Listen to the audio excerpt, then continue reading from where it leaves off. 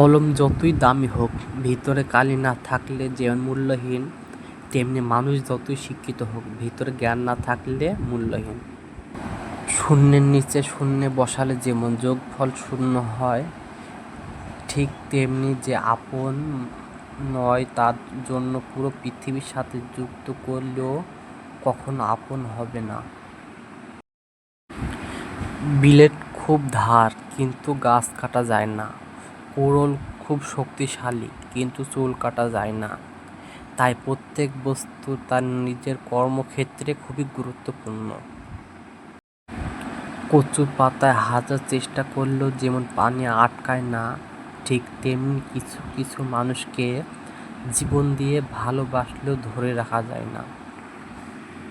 না যতটা কষ্ট পেয়ে মানুষ চুপ হয়ে যায়, কারণ চুপ হয়ে যাওয়ার মতো ভয়ঙ্কর অভিশাপ দ্বিতীয়টি আর নেই।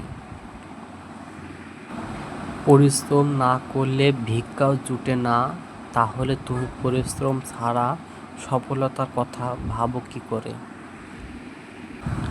একটা কথা কি জানেন, আপনি যার জন্য কষ্ট পাবেন সে অন্যজনকে নিয়ে ব্যস্ত থাকবে, এটাই বাস্তব।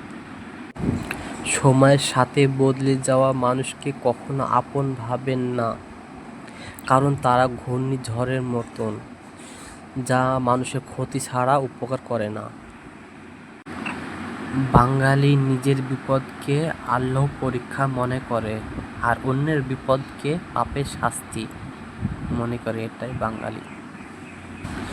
যাকে চোখ বন্ধ করে বিশ্বাস করবেন, যার প্রতি প্রচুর আশা রাখবেন, সে মানুষটা এমনভাবে ঠকাবে জীবনে ভুলতে পারবেন না। লেবু এক ফোঁটা রস যেমন হাজারো লিটার দুধ নষ্ট করে দেয়, তেমনি মানুষের অহংকার তার হাজারো ভালো গুণকে নষ্ট করে দেয়।